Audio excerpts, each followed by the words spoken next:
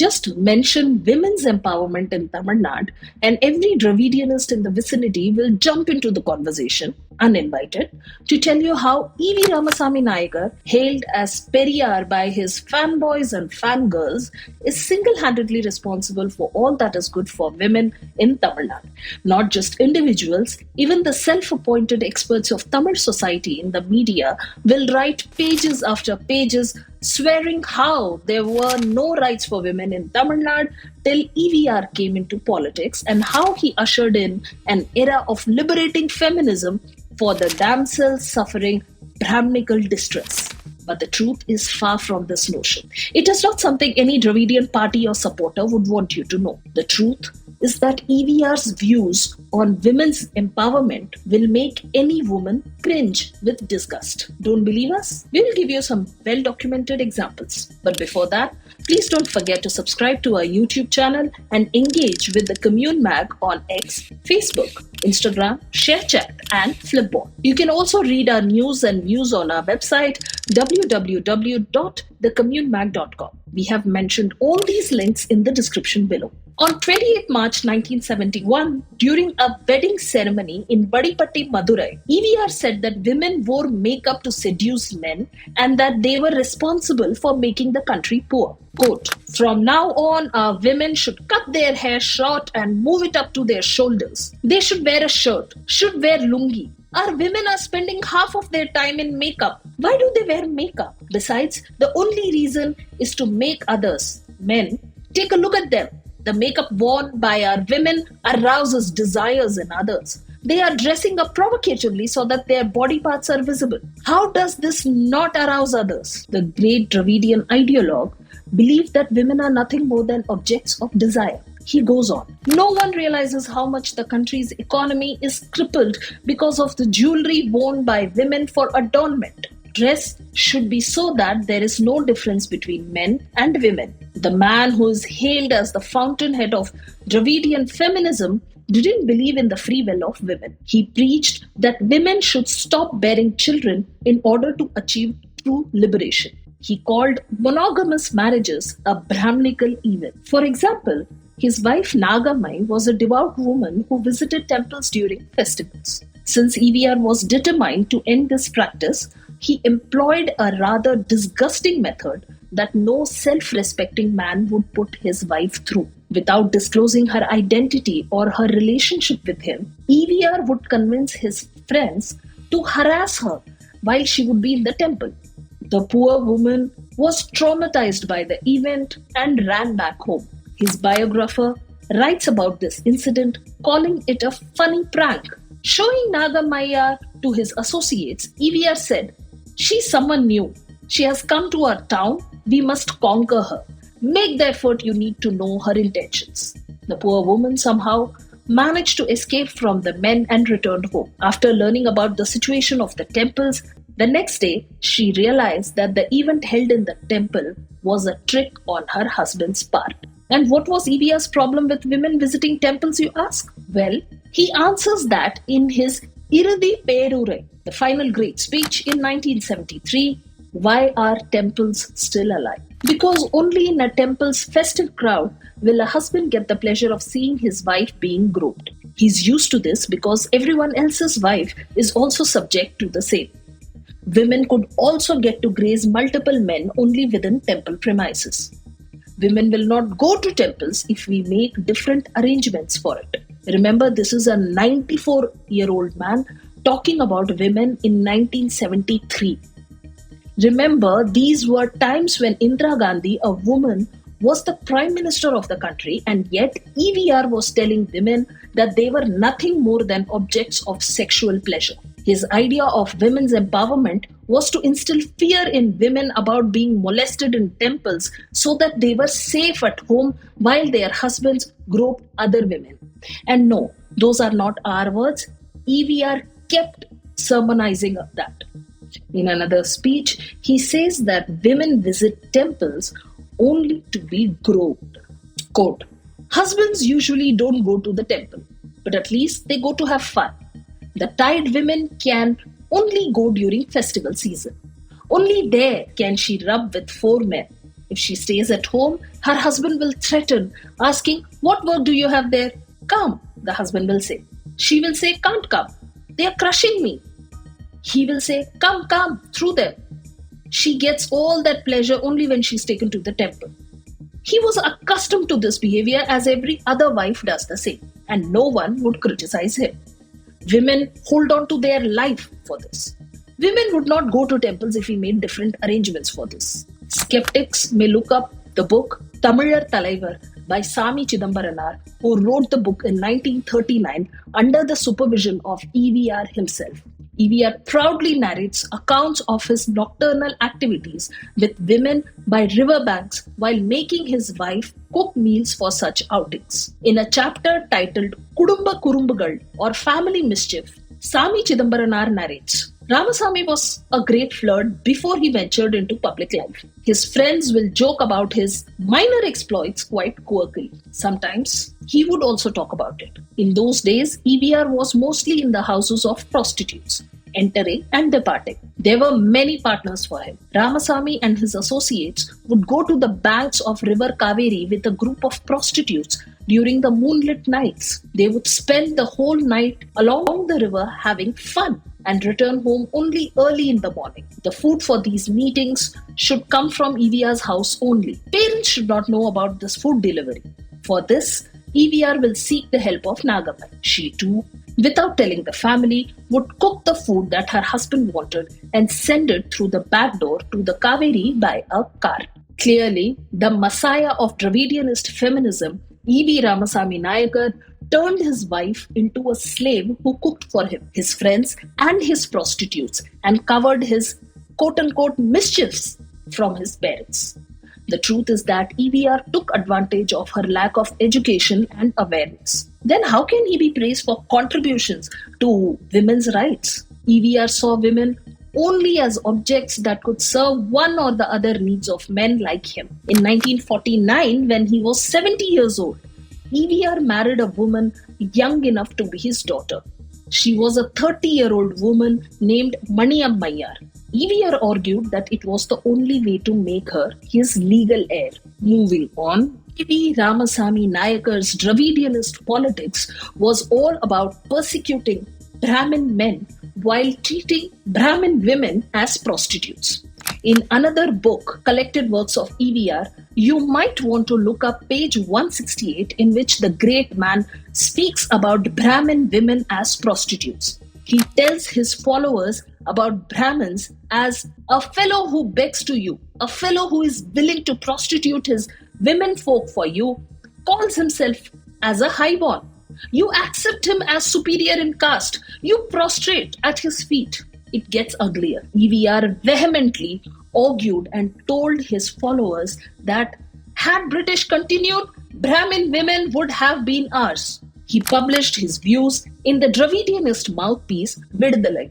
In a 1956 piece, EVR said, had the British continued for another 10 years, more than half of the Brahmin women would have been ours, and Tamils would have been their husbands, and the dominating caste would have been destroyed by more than half. Only after Brahmin women had started chasing our boys did the Brahmin men become very angry with the British.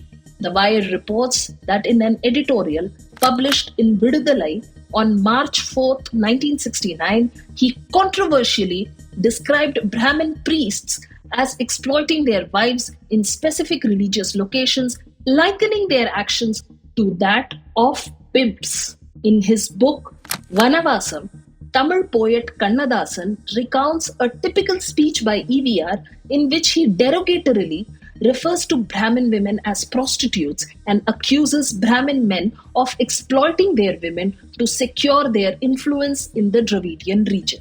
Now match these views to the portrayal of Brahmin men and women in Tamil cinema, and you will find that even today, popular Tamil directors peddle the same agenda. Persecute the Tamil Brahmin man, but seduce his daughter because she's just waiting to run away with you. Remember that EVR's views on caste and gender were an attempt at protecting non-Brahmin elite castes. He hated Brahmins for challenging his pro-Jinnah views and believed that unempowered castes should remain unempowered. On 25th December 1968, a group of 16 women and 23 children from the families of scheduled caste agricultural landless workers striking for a wage hike were burned to death by the henchmen of non-Brahmin landlords in a village in Tanjore. EVR sympathized with the landlord and said, the workers should be taught to live with what they receive as wages. In Nastigam, on March 2nd, 1963, Andu Ponnoviyam, a well-revered historian having documented the lives of scheduled caste leaders and spiritual personalities, wrote as a keen observer of EVR from 1939 that he was shocked when he heard EVR argue that the rise in cloth prices and unemployment were because pariah women were wearing jackets and pariah men were becoming literate. For those who don't know, parayam is a derogatory term to refer to people from the scheduled castes. And do you want to hear his views on non-Tamil women? Hear what EVR said about Malayali women in 1926 at a public meeting. Look at Malayalam, by which he meant Kerala. Look at Kerala right across the border. There, wives of kings, wives, queens and princesses even today give money and go to Tamil Brahmin men for sexual purposes. For this purpose alone, they have given salaries and kept Tamil Brahmin employees. There are two queens in Kerala, one elder and one younger. When I was there in Kerala, the going rate was 100 rupees for one and 80 rupees for another to be the husband of these queens. You will not get a share of the ruling class if you are not born of these parts. Tamil Brahmins. You can't be king. I'm saying what is happening even today. Over there, all the Zamindars' wives are also Parpan's mistresses. Nehru himself found EVR to be a pervert. In a letter to Kamaraj on November 5th, 1957, Nehru writes how, quote, EVR must be put in a lunatic asylum and his perverted mind must be treated there, unquote. Nam Tamilar Katchi head Seeman had commented that EVR had endorsed incestuous relationships. Dravidianists dispute his claim, saying EVR never said such a thing. But there is evidence suggesting that he implied sexual relationships are subjective constructs shaped by cultural, geographical, and temporal content. Here is proof. In The Thoughts of Periyar, EVR Volume 1 by Anaimuthu, 1974, under the section titled Relationship, pages 194 to 196, EVR elaborates in an editorial on the Vidudalai magazine dated June 2nd, 1945, where he stated that, quote, the system of sex and the system of property are mostly dependent on the customs of the country, religion or caste, customs, etc. And it is to be assumed that there is no other reasonable or mandatory singular way, causal system in the whole world. In this regard, the natural characteristics of other living beings are not seen to be subject to any limitation. If we look at our own ancient scriptures, there are many stories of a man having sex with his own daughter and his own mother. There are countless stories of immoral adultery. Having sex with a guru's wife or brother's wife is not considered a crime. Having sex with another man for the sake of procreation is not considered a crime. In some places, having sex with Brahmins is not considered a sin. There are countless stories of gods having sex with devotees. Therefore, it is impossible to say which of these things is right and which is wrong. Yet, according to the medical method and the sexual philosophy, no one has ever tried to say that the methods of sexual intercourse that have been taught is a crime. Therefore, it can be said that a rational man must admit this. However, it is to be considered from the above that no specific uniform method can be found so that sin and virtue, divine punishment and honor are applicable to matters related to sex. This system of relationships, not only in sexual relations, but also in many matters related to human morality, it is unable to determine virtue and sin, to determine good and evil. And in the same way, it has been the case that there is one way for a nation, one way for a religion, one way for a class, and one way for a caste. Therefore, when considering these matters and wondering what a man with common sense and research could say to the question of how a man should behave, he could not find any other guide than prudence. And so, it was necessary to cite this relationship as an example. EVR lists instances from ancient scriptures where incestuous relationships occurred without expressing moral condemnation. He presents these examples as part of a broader argument that sexual norms are culturally constructed, which could lead some to believe he views incest as acceptable in specific contexts.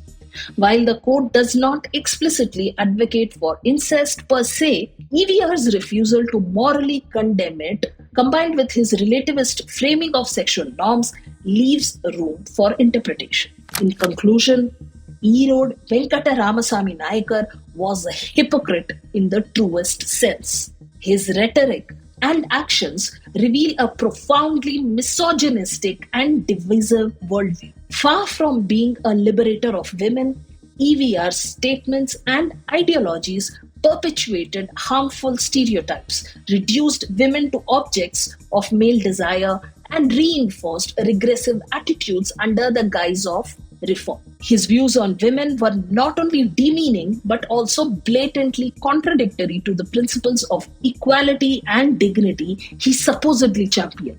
His crude, sexualized narratives about Brahmin and non-Brahmin women reveal a man obsessed with caste-based vendettas rather than genuine social reform. His rhetoric often targeted Brahmin women, reducing them to derogatory labels and accusing Brahmin men of exploiting them, all while ignoring the systemic issues faced by women across all castes. While his brainwashed followers celebrate him as a progressive icon, the reality is that his ideologies were steeped in misogyny, casteism, and perversion. Tamil Nadu was a safe state for women, not because of EVR, but despite EVR. That's it from us. See you in the next episode of Cut to the Chase with the Commune.